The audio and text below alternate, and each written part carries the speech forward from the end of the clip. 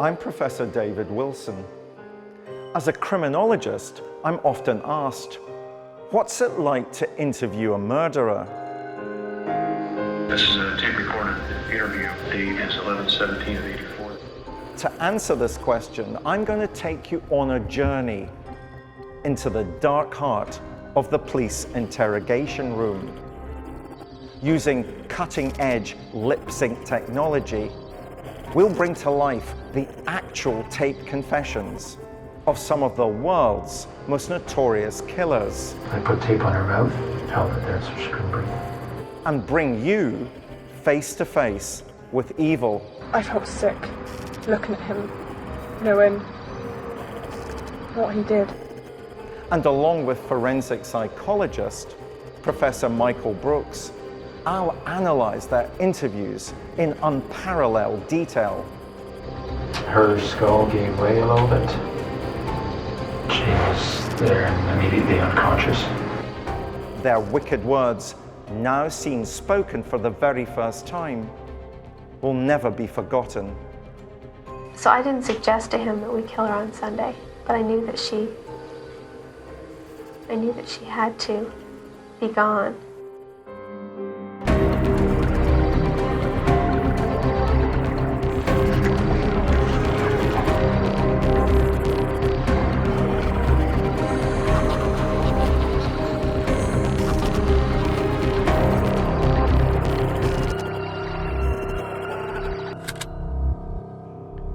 In today's episode, we hear an extraordinary confession within an absolute masterclass in police interviewing technique, perhaps the best I've ever examined. The man sitting in the police interrogation room is a British expat. Born in Bromsgrove in Worcestershire, he moved to Canada when he was young. A glittering military career was to follow. He became a pilot who flew the Queen and rose through the ranks to become commander of Canada's largest Air Force base. But he lived a dark and deadly double life. He was a voyeur, a predator, and a sexual sadist whose sick fantasies culminated in the murder of two beautiful young women. The interrogator is Detective Sergeant Jim Smith. His soft-spoken, relaxed manner belies the fact that he's the leading light in the Canadian Police's Behavioural Science Unit, which applies offender profiling and forensic psychiatry to criminal interrogations. It starts with the police interrogator's version of small talk. The subject is not even under arrest, and he's been given no prior indication of why he's been asked to speak to the police. But the conversation quickly turns to the violent murders of 27-year-old Jessica Lloyd and 38-year-old Corporal Marie-France Como. Both women had been violently assaulted and asphyxiated. After 10 grueling hours, all of the subject's composure collapses. Denial turns to desperation, and he'll leave the room a confessed murderer. His fall from grace is a fascinating insight into police tactics, the power of persuasion, and pure evil. Who is this once high-flying military man now reduced to a prison number? Colonel Russell Williams.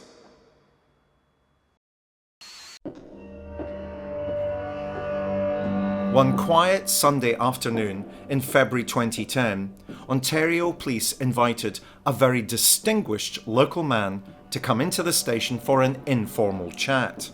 He wasn't under arrest, but he was under suspicion. His name was Colonel Russell Williams. A local woman by the name of Jessica Lloyd had gone missing.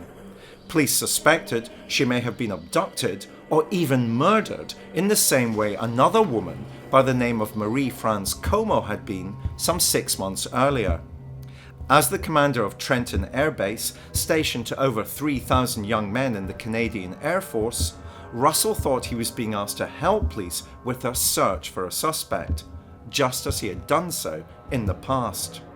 But as he sat down in the police interview room, he could have had no idea that striding up along the corridor to meet him was Detective Jim Smith.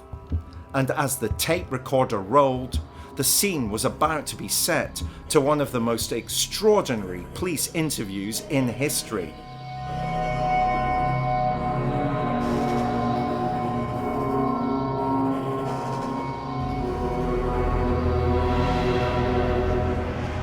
So that's a little microphone, just to make sure there's nice and clear. As you can see here, everything in this room is audio taped. Check. You ever been interviewed by the police in a room like this before? I have never been interviewed like this. Oh no? Okay. Interviewed by NIS for top secret clearance. Oh yeah? All right, well again, Russell, I appreciate you coming in. An investigation like this, I have a simple rule when I talk to people. I treat everybody with respect, okay? You're obviously not under arrest here today, okay? Yeah. Anytime you feel you want to leave here, you feel free to do so. The door's not locked. Well, you got the impression when he started that he was bulletproof, that he was a pillar of the community, and that he would just go in, assist the police, show himself to be that pillar of the community. Can't understand why you've picked on me, but here I am to help you in whatever way I can. When you look at his behavior, you see a man casual, confident, chewing gum, being quite chatty and informal with the interviewers. And I think that some of it was bravado. The most fascinating thing to me was the interview itself, which was brilliantly conducted. There were no other people in the room apart from the suspect and the interviewer, but the way the officer conducted the interview was absolutely outstanding. I can't think of a better interview. His use of pauses, silences, empathy, it was just outstanding. And to watch a man come in who was a colonel in the Air Force, on top of his game, to watch him crumble into full confession and self-pity was textbook stuff. As Russell Williams sat across the table, Jim Smith began to artfully outline the real reasons why the colonel was there. In November of 2009, a young lady by the name of Marie-France Como My people. yeah, was found murdered in her home in Brighton. Yeah. And we believe that there was a sexual component to that crime as well. Okay. Then, most recently, we have Jessica Lloyd's disappearance, Mm-hmm. okay?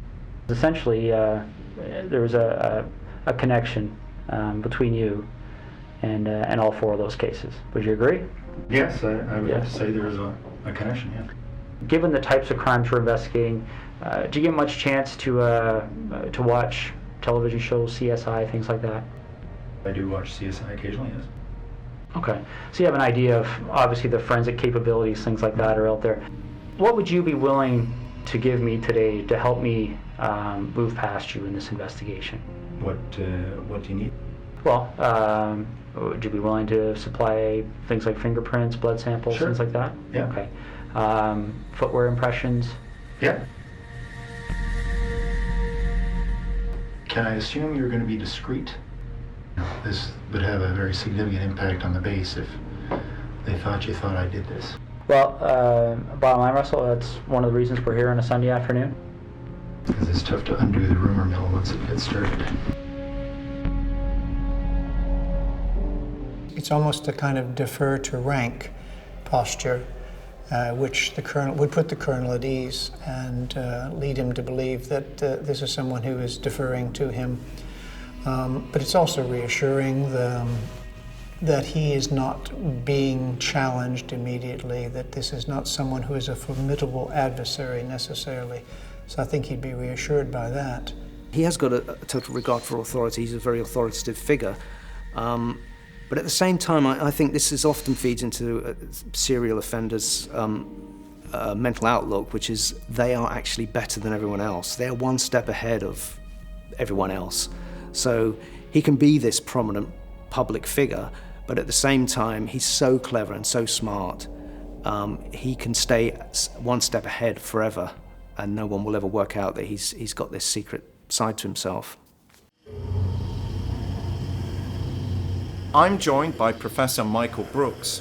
In his long and illustrious career as a prison psychologist, Michael has sat and listened to many murderers and experienced firsthand the mind games they play. Can I assume you're going to be discreet? Well, this is an interview that's setting the scene, and Williams is very keen to establish his supposed dominance over the interviewer, isn't he? He is, yes. Did you pick up this idea that the last time he'd been interviewed, or the only time he'd been interviewed, was when he was to get top security clearance? How would you characterize Williams in this interview? Well, in that particular moment, he's wanting to assert who he is, to, in a sense, try and perhaps pull rank over the interviewer, but the interviewer is not interested in that. I think this interviewer, this police interviewer, is very, very clever. The reason why he's been brought in on a Sunday, everything is under the radar. He's trying to reassure Williams that things are fine and that everything could go smoothly. On the one hand, yes, but on the other, he's just being very careful in terms of setting the scene, providing some reassurance. It turns out to be false reassurance because of the ability with which he conducts the interview, but not putting Williams under any undue anxiety to begin with. Because that would be a danger, wouldn't it? In that way, Williams would then become not conducive to being interviewed. He'd become unproductive. He may even become hostile. He may even walk away.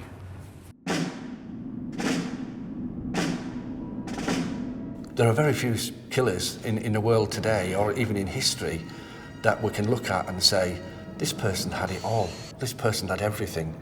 He'd finances, he'd a great career, he'd homes, he'd respect, he'd a lot. I think that is something which makes him an extraordinary and very unusual killer. He's not a lorry driver. He's not unemployed. He's a prominent figure who manages to juggle this secret life. And it very rarely happens that you get somebody in such a position carrying out such a long reign of terror. This is a man who captained aircraft that had taken people like the Queen across Canada. This is a man who everybody respected to the highest security level possible. So he had a big remit and a big professional standard that he had to maintain and keep. It also, in the darker side, allowed him an obvious shadow or a veil over his dark secret. And that dark secret was something that was about to emerge.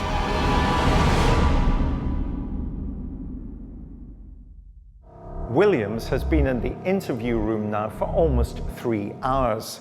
He's given little away, only appearing to listen diligently to everything his interrogator, Detective Sergeant Jim Smith, has to say. But little by little, without ever openly accusing Williams of any of the crimes, Smith has revealed detail after detail that lets the Colonel know the game is up. But at this stage, it's still far from clear if he'll confess. But like everything else in this extraordinary story, an even more remarkable confession, the tipping point comes in the most unlikely and unexpected manner. When Williams does crack, it's for the most banal of reasons. He's worried about how upset his wife will be if the police tear apart their dream home in search of clues. What's really going on here? Is it significant when Detective Jim Smith asks him, does he want to be labeled a cold-blooded psychopath? Does this become the catalyst for him to reveal every horrifying detail of his murders, starting with the death of a woman who had respected him, trusted him, and even worked alongside him, Corporal Marie France Como? As the interview progresses, Detective Jim Smith starts toying with Williams. It comes in the form of asking a seemingly random question about the tires he uses on his 4x4. But there's nothing random about Smith or his line of questioning. Have you ever visited Marie France Como at her residence? No. Okay. All right. So you're quite positive there would be no reason why your DNA would be in any of those Absolutely. locations. Okay. Did you know Jessica Lloyd, even in passing, for any reason? No, I didn't hear her name till it was on the news. All right. Just want to make sure I'm covering all the bases here. Okay. What kind of tires do you have on your Pathfinder? I think they're Toyo. So you're quite positive there would be no reason why your DNA would be in any of those locations? The interviewer is beginning to put some pressure on Williams in relation to evidence that might link him to these two women. He's still pretty adamant that there would be no evidence that would link him, isn't he? Yeah, and is still on the defensive in terms of not admitting to anything. But what the interviewer is very skillfully doing is introducing the information that he might have in terms of the offences and in terms of the information about the perpetrator. He's very sophisticated in simply deflecting all of those away, isn't he? Because at the moment he's thinking this is all supposition. I'm not sure actually yet what you do know, but I'm not going to indicate anything about what I know until you indicate that you have got more substantial information.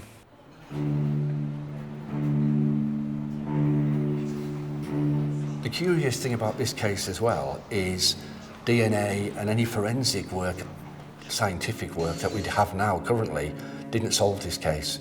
And in fact, when the police and investigating authorities were looking into it and they were going onto the base and taking swabs and speaking to people and investigating people, the man who was authorising that was the man who was committing the crimes.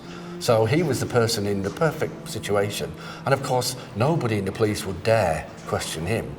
And what it was in the end, it was a tyre track and a footprint in the soil that actually caught this man. What they do is they mount road checks under the guise of looking for drink drivers, but in fact they're checking people's tyres, and they latch on to the fact that he's driving this car and he's driving this vehicle, and it's got the same tyre tread. Would it surprise you to know that when the CSI officers were looking around her property, that they identified a set of tire tracks to the north of her property? Looks as if the vehicle left the road and drove along the north tree line of Jessica Lloyd's property. Okay. Okay.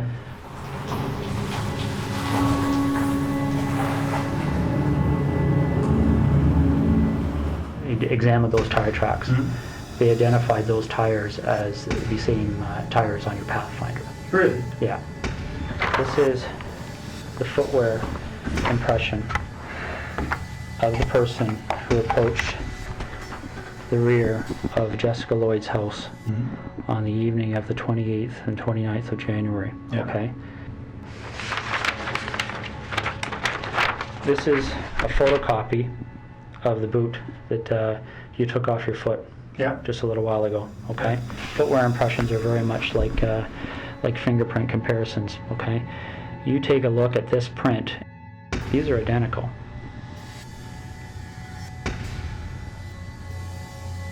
Okay. Your vehicle drove up the side of Jessica Lloyd's house. Your boots walked to the back of Jessica Lloyd's house on the evening of the 28th and 29th of January.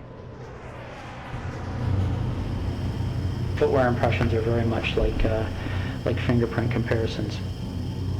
He's actually worn the pair of shoes that he wore when he murdered Jessica Lloyd to the interview itself. I mean, what's going on there? Is that stupidity? Is it sang-froid? How would you characterize it? Well, there's the confidence, but also the two personas, the military man plus as opposed to the offender. So at the moment he's as the military man and hasn't made the connection between the two with regards to this interview process. And what the interviewer is very skillfully doing is laying down the evidence that means that he has to move from being the military man to the offender and to admit to that. You want discretion. We need to have some honesty, okay? Because this is getting out of control really fast, Russell. Okay, really, really fast. Your opportunity to take some control here and to have some explanation that anybody is going to believe is quickly expiring. Russell, listen to me for a second, okay? When that evidence comes in, your credibility is gone, okay? Because this is how credibility works, all right? You want discretion. We need to have some honesty. The interviewer returns to this idea of credibility, the idea of credibility and how that seems to press a button in Williams. Why is credibility important to him? Because credibility is one of the key values and characteristics of Williams as a military man. And so what he's wanting him to do is to admit to what's taken place for his own credibility. There's a risk there, isn't there, Michael? Because I accept entirely that the interviewer is appealing to this sense of integrity that somebody with this kind of rank in the Royal Canadian Air Force must have had. But equally, doesn't the fact that Williams has risen so high, has been so successful in the military, allow him to mask his feelings more successfully? To keep control of his emotions? Yes, it does. I mean, and that's why he's been able, for a long period of his life, to subsume his two personas, the two patterns of behaviour. You used the phrase two personas.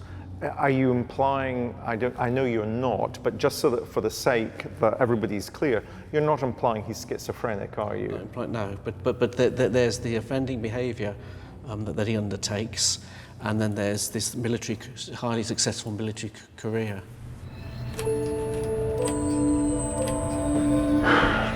I'm struggling with how upset my wife is right now. Russ, what are you looking for? By the time he's presented with the incontrovertible evidence, Colonel Williams recognises that for him, all is lost. All that remains of who he was and his life previously is his wife and their family home. So for them then to threaten to take away the one remaining part of his life was just too much, and he caved. I want to minimize the impact on my wife. So do I. So how do we do that? Well, we start by telling the truth. Okay. So where is she? Get a map.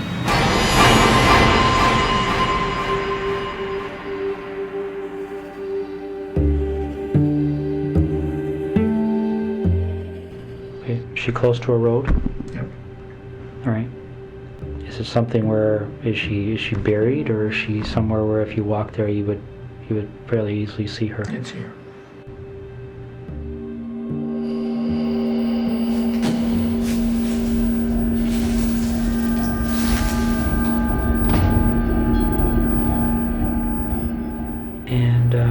How did you leave her? I just left her tucked behind a fairly large rock.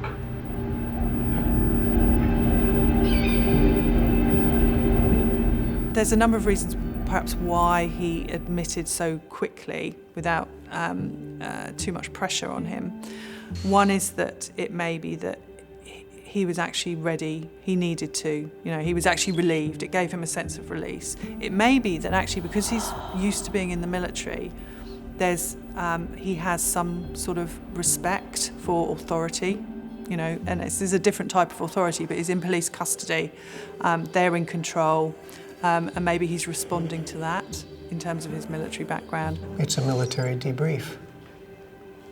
He understands that that's what he has to do now. His options have been reduced. You can see him flicking through his manual of options and being reduced to saying, fine, you have me, I will now tell you what you need to know. Do you want to work forwards or backwards? Doesn't matter. Marie-France Como. Marie-France Como had been a flight corporal who had worked alongside the colonel. The moment he first saw her would prove to be the beginning of ultimately a deadly fixation. There was an open window in the basement of her house. I think when you look at this man, because of the service discipline he's got and the immaculate planning that would need to go into anything he was doing within his day job, that reflected in the way he carried out his crimes. And it was effectively what he was carrying out with his first victim was stalking. He monitored the movements. He'd worked with her very briefly, so knew who she was and knew the type of individual she was, knew where she lived. But then there was an amount of planning and premeditation because he wanted to know more about her. He wanted to know her movements. He wanted to get inside the house. He wanted to have a look at every aspect of her life, personally, up close and personal, before he actually committed the crime.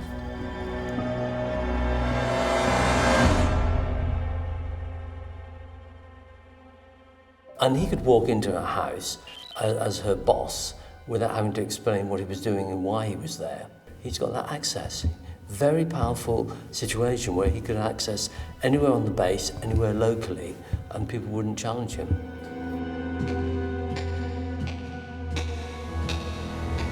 She actually discovered me in the basement. So when she spotted me, I subdued her.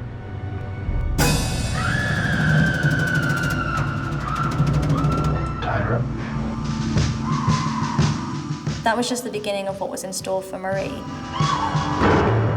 He took her to the bedroom, and while she lay there, tied up and unable to do anything, he broke the lock in the front door so that no one was going to come in and interrupt them.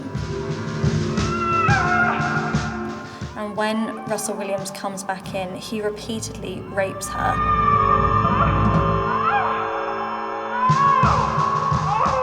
Well, I suffocated her. I put tape on her mouth, held it there so she couldn't breathe.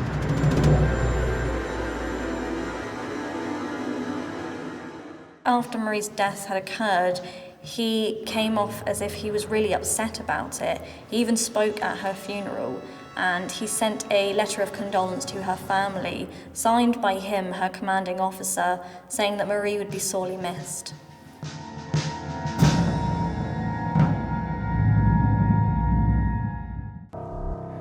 Colonel Russell Williams of the Canadian Air Force has been questioned for many hours over his suspected involvement in the murder of 2 young women. He's been facing off against Detective Jim Smith, and his confession is now in full flight.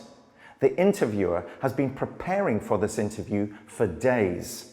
Smith has artfully worked Williams into the right mindset, gently encouraging and eloquently enticing him to reveal details of his modus operandi. And Williams's genesis as a killer has been a long time in the making. Before he'd even ended a life, he'd been a prolific burglar who'd also sexually assaulted his victims. He had a twisted fetish for women's underwear, which he stole and kept as trophies. This deviant behavior fueled his perverted fantasies to the point where they became so frenzied that to heighten the risk and the thrill, there was only one place left for him to turn, and that was murder. The first anyone knows about Russell Williams and his dark side is when he moves to Cozy Cove Lane with his wife in 2007. And it's around this time that the town starts to see a series of burglaries.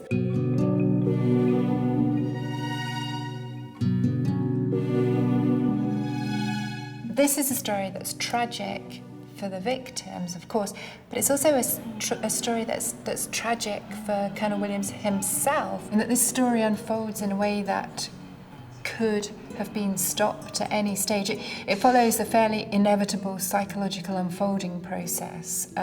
So we have Colonel Williams, who I'm sure as a response to the pressures of the authoritarian, institutionalized, disciplinarian lifestyle within the military, starts carrying out the most ridiculous, humiliating, degrading, sexual offending behaviours that he almost could possibly dream up. Taking pictures, stealing women's underwear and taking pictures of himself in women's underwear. I mean, it's almost, in the context of the military man that he is, it's almost the most embarrassing thing he could possibly think of doing if anybody found out about it. It's almost the worst. And I'm sure that's the reason, I'm sure that's what made it so appealing.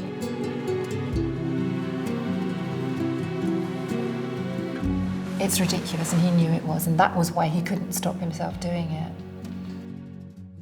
Did you take anything out of Marie France's house or Jessica Lloyd's house? Yeah, some of their underwear.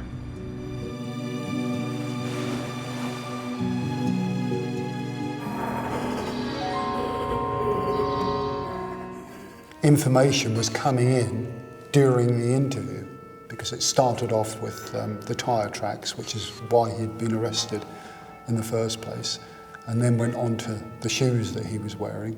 Then they went and searched his house and found evidence of the pictures.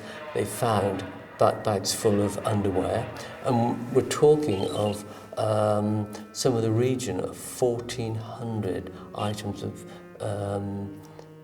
underwear. He can't explain that. And when they did the checks, they found that underwear was taken from something like 80-odd houses. So he was taking an average of about 17, 18 pieces of underwear.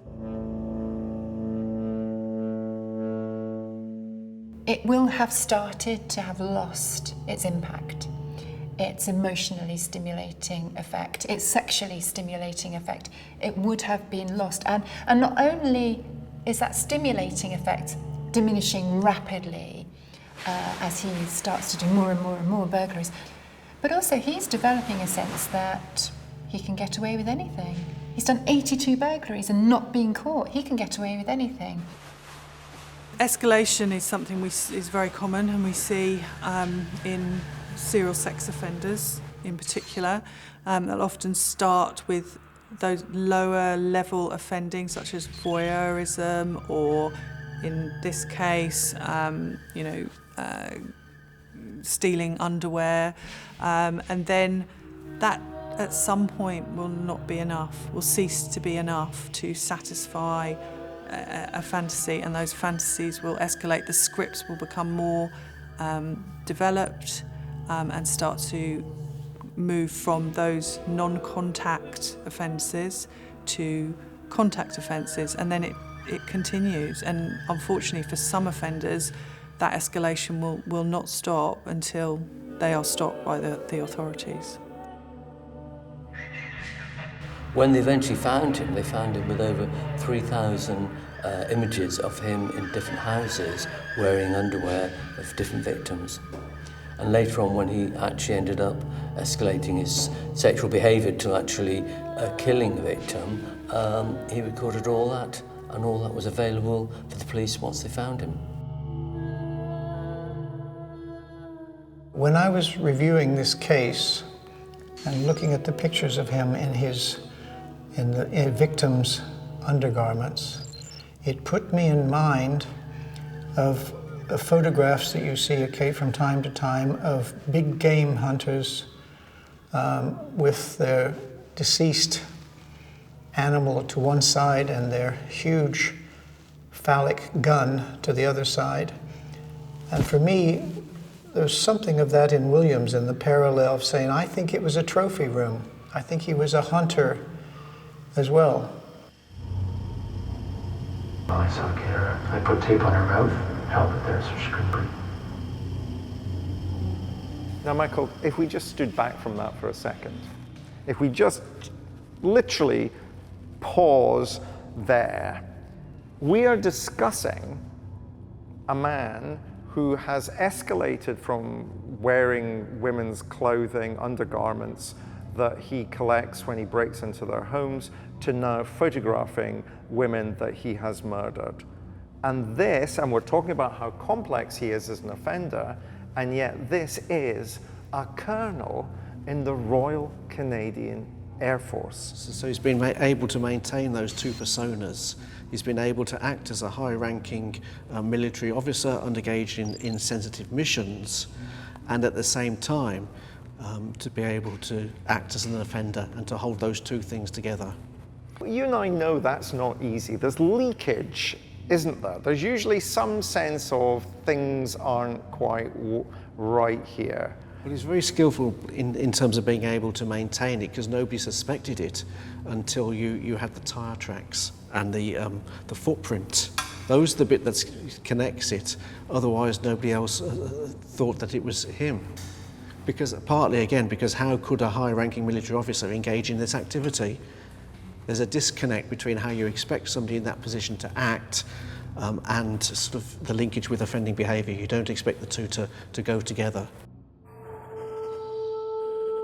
With the colonel having confessed to the murder of Marie-France Como, Detective Smith moves on to the disappearance and death of Jessica Lloyd.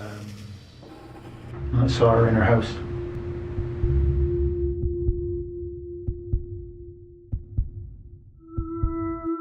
Then I noticed she wasn't there Thursday. So I got into the house to look around, and then left.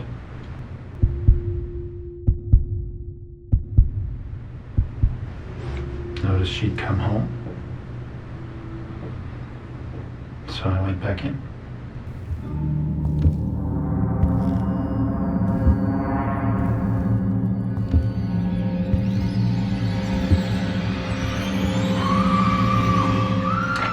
Well, so I raped her in her house, and then I took her to the car and took her to Tweed. Most people, when they kill, they want to dispose of the victim as quickly as possible. The fact they kept her and then drove back to his cottage. He had a cottage about 50 kilometres from the base, so again he had the privacy that he wanted, and that allowed him to carry on assaulting her, raping her, and putting her under a tremendous amount of physical and psychological stress.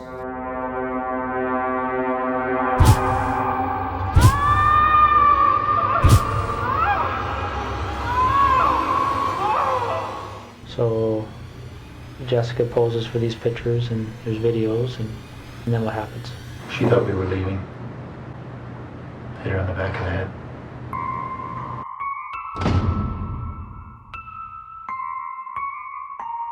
So when you actually do strike her, what's the result? Her skull gave way a little bit. She was there and immediately unconscious.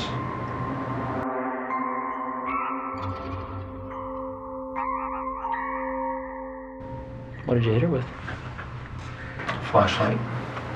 Oh, there was quite a bit of blood I hadn't expected. I strangled her.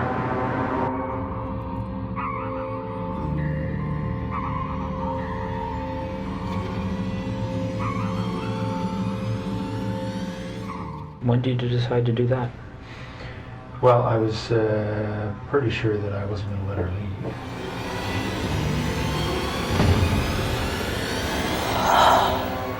He takes her body to a roadside and he dumps it out there, and then he returns home as if nothing has happened.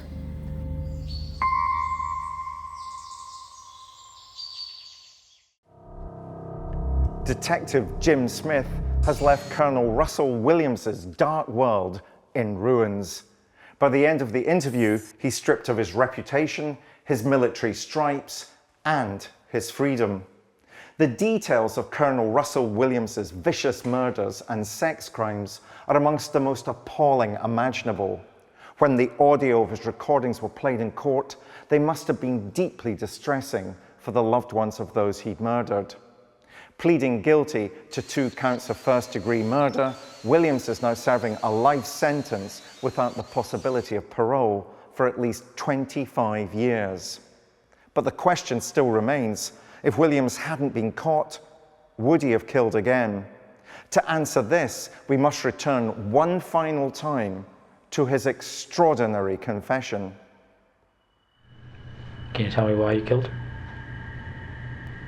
Do you know why you killed her? Well, because she knew I was taking pictures. Well, let me ask you this. Did you like or dislike these women? I didn't know any of them. Is what you've told me tonight the truth? Yeah. How do you feel about what you've done? Disappointed. If for whatever reason you didn't end up on our radar, so to speak, do you think it would have happened again? I was hoping not, but I can't answer the question. Did you like or dislike these women? I didn't know any of them. Would you, with your experience, expect somebody with the complex offending behavior that we've been describing, would you have expected him to have stopped killing after he murders Jessica Lloyd, or would he have continued to have killed? He would have continued to kill. But the leakage that you're talking about, or starting to engage in things that don't apparently seem to make sense, are actually, well, why didn't he take more care with regard to the vehicle? Why did he leave a track? Why did he leave a footprint? Why did he come into the police station wearing the same boots? So all of that is indicative of him beginning to lose control. And that's the leakage that we were discussing earlier, that he can't maintain these two different lives. Because serial killers always begin to make a mistake as time progresses.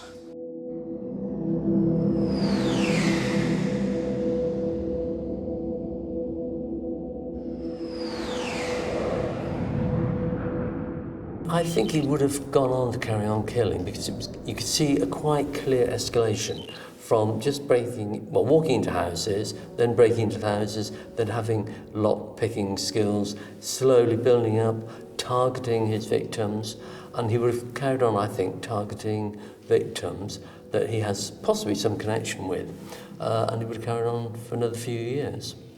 And the fact that he actually queries whether he would do it, he's not saying, I wouldn't do it. He's expressing self-doubt, and I think that's realistic, that he would have had self-doubts about his ability to control himself. His last comments that this man, this beacon of control, of discipline, admitting that he probably couldn't have controlled himself, that he probably would have offended again, just totally reveals the way that this drive to do what he did was something apart from him, something that he couldn't contain. Williams is not the same as many offenders that the police face. Most offenders, it's a slippery slope. They come into low-level offending and they progress on to more serious offending, but underlying it all is a generally dishonest, a generally manipulative, coercive approach to other people. We have the opposite here. Here we have somebody whose way of dealing with the external world is all about honour and principle and dignity. And what's brought in here is a very distinct, very specific drive. It's not part of a general criminal propensity.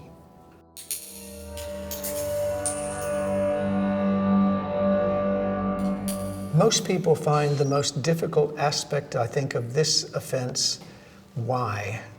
Why would he risk all for something like this? Why could he not have had an affair in which he could have gratified himself in some variation or permutation of that fetishistic need?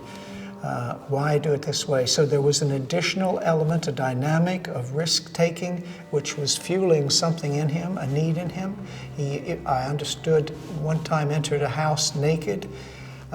This is foolhardy, this is flagrant, and there's an element of this now where he doesn't seem to understand that he has gone beyond the point where he might be able to extract himself from this. He's lost control effectively, I think, and inevitably he's caught. What I found quite chilling is when he's asked, did he like or dislike the women he'd killed? And he just said, I didn't know them. And you just think, wow, I mean, they just were nothing to him. And I think that's a real glimpse into the mindset of somebody who can kill people and just not think of them as people. They're not people with lives and families, they're just objects in his fantasy. Colonel Russell Williams was sentenced to life imprisonment. He has no possibility of parole for 25 years. And in one final twist, the military destroyed his medals and burned his uniform to stop them from falling into the hands of ghoulish collectors.